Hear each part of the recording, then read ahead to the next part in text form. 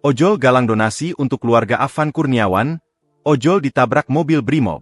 Driver ojol di Palembang menggalang donasi selama 3 hari untuk keluarga Afan, driver ojol yang tewas dilindas rantis Brimob. Ini sebagai bentuk solidaritas ojol di Palembang atas kejadian yang menimpa Afan Kurniawan. Nantinya uang tersebut diberikan secara langsung oleh perwakilan ADO Sumsel. Ketua Asosiasi Driver Online, ADO, Sumsel, M. Asrul Indrawan mengatakan selama 3 hari driver ojol di Palembang akan menggelar donasi dengan turun ke jalanan selama 3 hari ke depan.